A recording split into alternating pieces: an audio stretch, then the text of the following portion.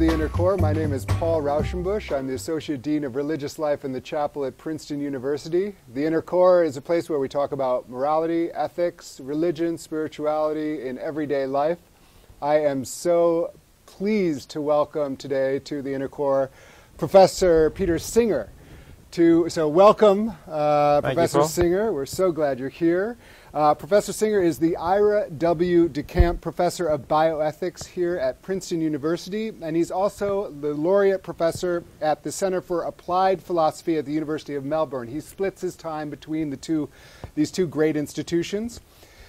Peter Singer was named one of Time magazine's 100 most influential people in the world. He was also named one of Australia's top 10 public intellectuals. He is the author and editor of over 30 books, including one seminal book, well, many seminal books, but one in particular that I'll mention, Animal Liberation. So welcome, Peter, to this program. Thank you, program. Paul. It's good to be with you. So glad that you're here. So philosophy. Yes. Philosophy today, it has a kind of a musty, archaic feel to it. He's a philosopher. Now, is this something you always grew up saying, I want to be a philosopher when I grow up? No, definitely not. No, I got into philosophy more or less by accident, only when I was already at university, and it was something different and interesting. And I had never really thought of doing it as a career, but I enjoyed it. When I finished it, I was offered a scholarship to do some graduate work because I'd done well at it, and it just all went on from there. But there's one thing to think, you kind of think of the philosophers walking, I don't know if you've seen the Monty Python skit. Oh, yes, I'm a great the philosophers fan. Going, that's one of my favorite skits. It's one thing to be thinking and for a living. It's another one to get into applied philosophy. How did that change happen, or was that always there? Were you always looking at, well, how does this thought affect the way we actually live our lives? Well, I would certainly never have made a career out of philosophy if I had focused on issues that didn't have any impact on our lives. So, I mean, philosophers can talk about how do we know that we've got a table here between us, right? Maybe it's an illusion of some sort. Maybe we're being deceived by an artful demon. Maybe it's all a dream anyway. So those are interesting questions, but you're never really going to make a difference. Everybody's going to, put the cup down and assume it's going to stay there and not fall to the floor. So that was more like, say, solving chess puzzles. Right. And I couldn't have seen a career in that. But once I could see that ethics and political philosophy really could make a difference to the way we live our lives, then it seemed something worth doing.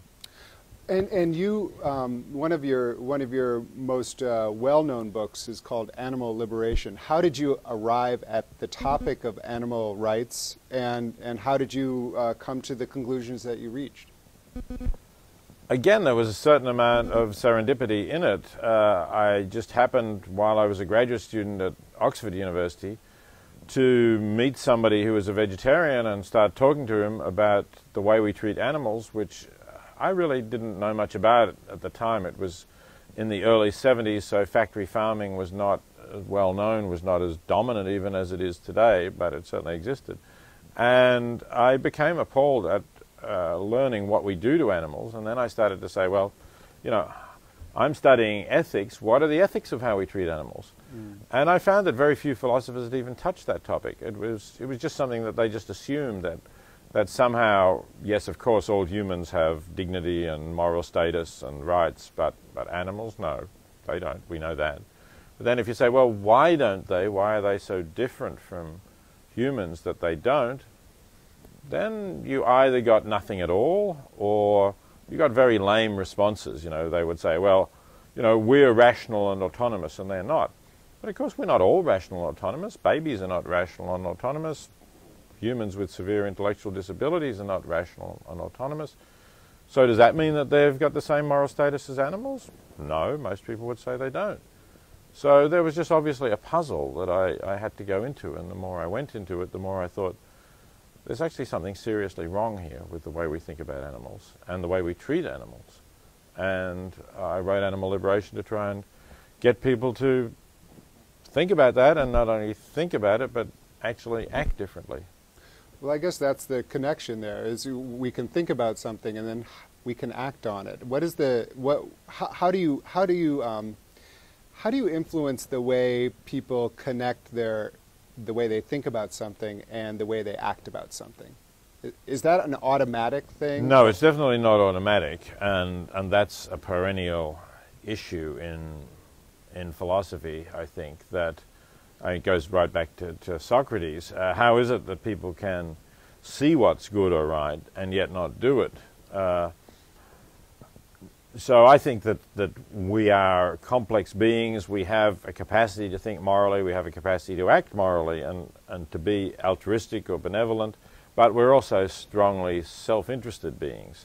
So very often our self-interest will distort our desire to do what's right. And I think there's that constant tussle going on in us. Circumstances can push us more in one way or another. Certain encouragement pushes us more towards acting ethically. So there are a lot of psychological factors that philosophers maybe have neglected, but I try to talk about a little bit more in some of my recent work. Mm-hmm. Well, as long as you mention your recent work, I want to get into to make sure that we have a chance to talk about this important book. This is The Life You Can Save, which essentially gives lie to the idea that there's nothing I can do. Mm-hmm. You know, I mean, we really. You look at world poverty and you say, oh gosh, that's sad, but really it's out of my hands. I wish I could do something, but I can't. Maybe you can introduce us to the book by using your opening argument, which I think is so compelling. Right, okay. So what I do to open the book is to ask the reader to imagine that they're walking past a shallow pond, maybe somewhere in a park or on a university campus, and as they walk past it, they see that a small child has fallen into the pond and is in danger of drowning, because the pond is deep enough for an adult to wade into, but too deep for a child to stand. And you look around, you say, where's the babysitter or the parents, but there's nobody else there, it's just you or the child. So you're about to rush in to save the child, and then you realize that you've put on your most expensive pair of shoes this morning. And if you stop to take them off, it might be too late. The child might drown.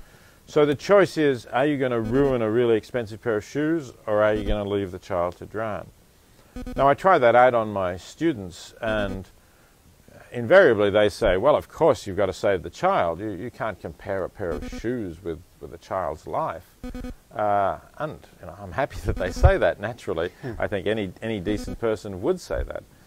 But then I ask them to think, and in the book I ask the reader to think, well, have you given the cost of an expensive pair of shoes to save the life of one of the around 9 million children who are dying from poverty-related causes each year around the world? Because there are children that you can save just as easily as you could save that child in the pond in front of you. There are children who, by a relatively modest donation to an effective aid agency, you could save their lives. And so from there I go to saying, well, what can we do in terms of global poverty? How can we make a difference? How much should we be giving? I look at some of the objections about whether aid is really effective. And I conclude that we do have an obligation to give significantly to help the world's poor. And I suggest at the end a scale that people might use in order to decide how much is enough. I love this book so much. I think it's so important. The Life You Can Save. One of the reasons I like it is it really does confront you with this very clear picture. This is not something that's about someone else. So you have to look inside yourself and say, well, what do I really feel about that? What am I willing to give up in order to help save a life? Yeah. We have a lot of talk about life in this world. People talking about the fabric of life, and the question is how does poverty fit into that question of life issues, with the pro-life, with the death penalty, and then poverty is a crucial part of that question. And so this book also also, for me, I don't know if you're aware of the Flannery O'Connor story that this is evocative of. There's a Flannery O'Connor who's a very caustic writer. She's amazing writer. She said, the life you save may be your own. And for me, I think that one of the things about this title is that we can't be claiming to be living a true life unless we wrestle with these questions of poverty and how we are connected with this person who we may never meet, but who our choices about where we spend our money has direct implications. It's a startling argument, and you lay out some very clear guidelines on how much each person should be giving of their income. And I have to say, when I read those guidelines, I thought, that's incredibly modest. It is quite modest, yes. This is not like, okay, give half of your, I mean, this is something that we can really do. Absolutely. I think so. I wanted to set a realistic standard, but a standard that if everyone or most affluent people were to give, would provide vastly more resources than we have now to deal with world poverty, so that we could really make a significant inroad into reducing the number of people who are living in extreme poverty, and therefore, of course, reducing the number of people who die because of poverty.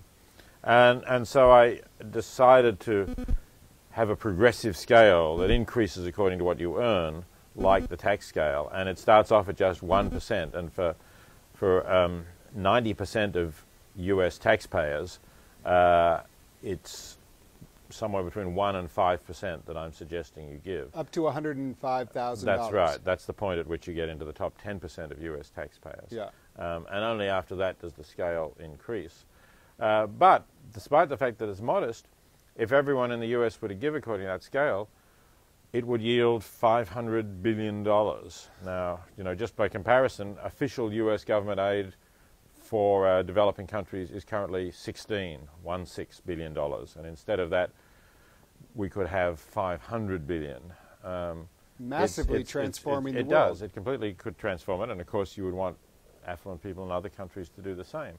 We could really, I think, make large-scale extreme poverty a thing of the past, and that's what people don't realize. It's incredibly exciting. Jeffrey Sachs, you also reference his work, The Economist, who it's unparalleled in human history that we actually, if we set our will to it, we could end severe poverty in this world, and that's a challenge that we need to always be putting in front of us, because it also means that every day we don't do something, we're not meeting a challenge that is meetable. This is no longer some sort of fantasy utopia. We could reduce suffering today if we were to actually not even give up that much. It's about the pair of shoes or the several pairs of shoes over the course of a year. It's right. About the $4 cup of coffee that we have 3 times a day because we need to keep this fuel going. And by the way, if you think I'm judging you, I'm not. I am determined to try to do better. This last year, I was looking at my own tax returns. How much did I give to? I think I'm a little short, but I was doing okay. But I did some research when I saw this book last year. I saw that Vice President Biden gave under $2,000, and he and his wife had made $250,000. Right. And so less than 1%. For somebody much less than 1%. I mean, this is. I thought that is really reprehensible. I mean, and this is someone who's supposed to be a moral leader of our country, and so I was, the uncharitable perspective on Joe Biden, because I really felt that this is something that he should be living up to, that we should all be trying to, and also, in a very sort of pragmatic sense, to use it in the negative way, it's tax deductible, so it actually, I mean, this is not. This is a winning solution. Sure, yeah, absolutely. And I think, anyone who is concerned about human life and wants to save human life, this is a very easy way to do it. You know, this is a way where you can know that you will have an effect. You don't have to petition the government to do something. You don't have to try and get a change of law. You don't have to get the Supreme Court to change its mind. Yeah. All you have to do is get out your credit card and go online, and it's done. But don't you think in some ways it's back to you being confronted with the rights of animals? In some ways someone has to be confronted with poverty. Or do you think that's true, or is it something that we inherently feel a revulsion towards? I mean, I think that we are so antiseptically, many of us, I mean, here we are in Princeton, in this little township, 20 minutes away, people are suffering greatly, you know, in Trenton and those environs. And because we have this kind of antiseptic separation between suffering and non-suffering until we're the ones suffering. So I don't know if part of the solution has to be exposure. Yeah, I'm not sure that it has to be direct exposure. I suppose, I mean, my exposure was really through the media originally. Of course, now I have visited projects where aid groups are helping the poor and seen what they're doing. But that was after I got involved. I remember my first exposure way back in the 60s was the photos of the Biafran famine, you remember, in the civil war in Nigeria. And that got me to think, gosh, you know, these people have so little, and I mean, I was a student, I didn't have a lot of money, but I still had something to spare. And I think the media can show us what's happening, and we can relate to those people. So I don't think we need the sort of real face-to-face confrontation, but certainly making people realize that this is not just a mass of statistics, but that this is, you know, this family in a village who may have to watch their child die because they can't afford very simple medical treatment that could help their child to live, or this community that doesn't have safe drinking water, and so regularly children die of diarrhea because they can't afford to treat their water, they don't have the fuel to boil their water. Or I mean, those are the sorts of things we need to break down the statistics, the billion people in poverty, and we need to tell stories about this family in Mozambique, that group in Ethiopia, these people in Cambodia, all of those sorts of things, I think, to make it real. But once we do that, I think people can relate to it. Yeah. Yeah. Well, again, this book is fantastic, The Life You Can Save. I think I'm probably the only Christian pastor in the world to ever have compared Peter Singer to Jesus. Would you say that's a fair? Yes, if you're going to do that, I would say you probably will be the first. Well, no, I've already done it. I've done it from the Princeton pulpit. Okay, great. Only in this, I mean, not in all I don't want you to get a Jesus complex. I don't think there's much that. I don't think there's much worry. Only in the sense that for me as a pastor, I see this. What is the call to sacrifice our own sense of entitlement, our own sense of luxury, in order to save the life of someone else, to be engaged with the life of someone else. If we're not willing to do that, then I don't think we're living out the gospel. And I think what I admire so much about Professor Singer is that he has forced us to confront this reality that what I do with my life is directly related to someone else's life, and in very stark ethical terms. And I think that's very helpful for everyone who is trying to live a life of integrity and morality. Now, there are others who certainly would not compare you to Jesus, and I wanted to take a moment for perhaps you to describe some of the controversy that has been around your career. And I know at Princeton, when you came, Steve Forbes decided to no longer support the university financially. There have been protests at some of your talks. And I wonder if you can articulate some of how you understand the people who object to your positions, how you articulate their views, and some of your responses. Yes, sure. So most of this opposition comes from people who are critical of places where I depart from the traditional ethic of the sanctity of human life. As we've been talking about, I think we have a strong obligation to save life where we can do so. But I also think there are some cases where it might actually be kinder and more humane to end a human life. And one of the cases that I've talked about, probably the most controversial, is where babies are born with severe problems that are not going to be compatible with what the parents and the doctors judge to be a reasonable quality of life. Now that unfortunately happens, quite regularly, and it is fairly normal for doctors to say, because this child has these problems, we're not going to treat the child with all the modern technology that medicine makes available. And so they make a decision essentially to allow the child to die through non-treatment. And I can understand the reasons for that, and I can support such a decision. But I don't think that it's really very relevant if you think that it's better that a baby should die. I don't think it's very relevant whether the death comes about because you withdraw life support, like a ventilator, or because you actually decide to end that child's life by giving the child a lethal injection. In both cases, the intention is to end life. In both cases, the outcome is that the child dies. And I don't see a lot of ethical significance. In fact, sometimes I think that insofar as there is an ethical difference, it favors the lethal injection, because the child who is dying because you're not treating the child might die slowly over days or weeks, depending on the child's condition, obviously. And that can be an ordeal for the child and, of course, for the parents or the nurses who are looking after it.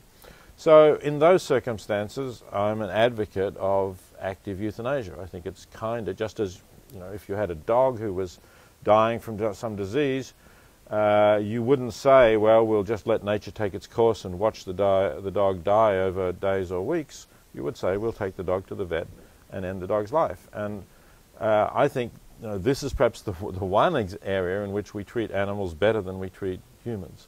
So I have advocated active euthanasia in those circumstances. I also advocate it as a right for autonomous adults to choose if they're terminally ill. And those are the things that have caused a lot of controversy, protests from people in the pro-life movement, and also some people in the militant disability movement who think that I'm too ready to conclude that a life with disability is not worth living. And how do you respond to those claims? If someone who is living a life with disability, who feels that your thought would tend to lead towards decisions to end their life, then they may feel threatened.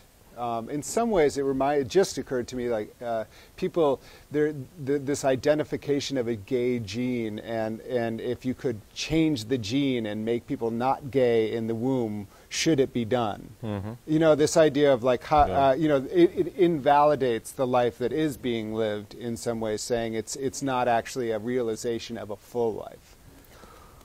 Well, I think the gay gene is maybe a different example, because you would want to ask the question, do we think that life with attraction to your own sex is any worse than life without it? And that's where that controversy is. But in the case of severe disabilities, most people are in no doubt that life is worse. I mean, you have to ask yourself, why did we ban thalidomide? You remember thalidomide is the drug which was actually really mostly a sleeping aid that when pregnant women took was shown to produce deformities. Children were born without limbs, for example.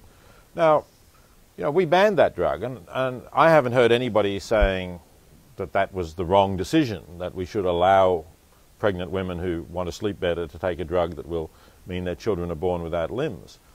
So that means that we assume that it's better to have limbs and functioning limbs than not to have them. I don't think that's a controversial judgment.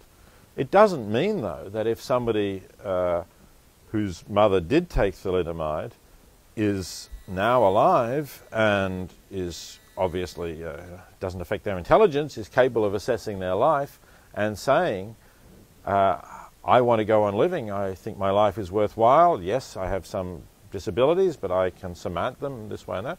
Of course that person has as much of a right to life as you or I do.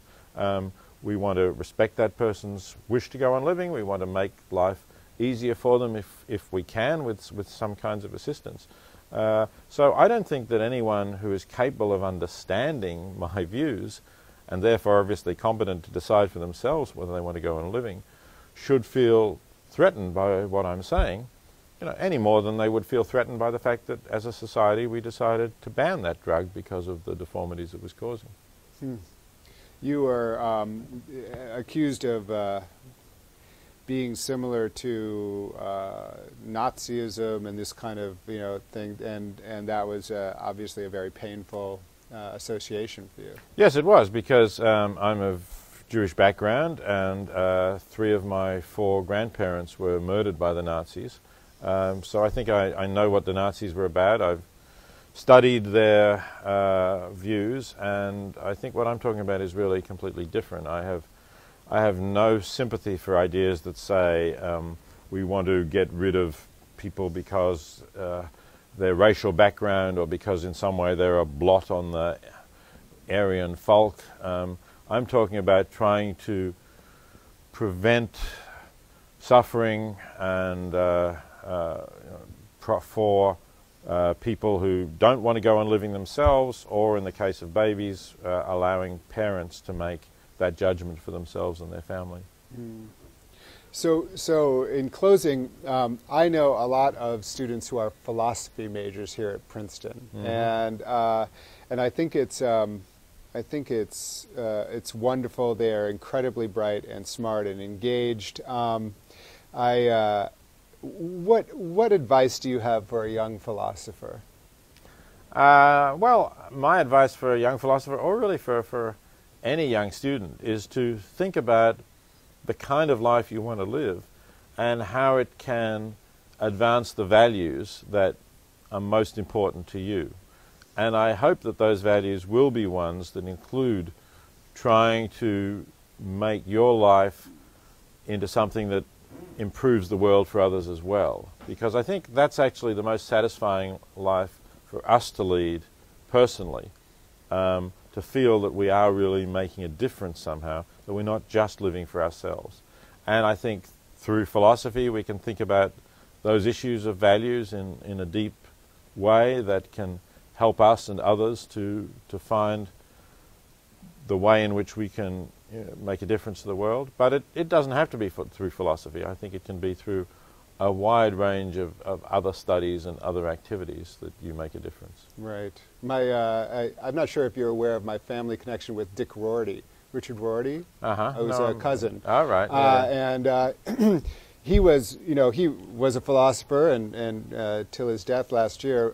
But he also encouraged people maybe not to study philosophy, yes, or not to end there, yes, and to go study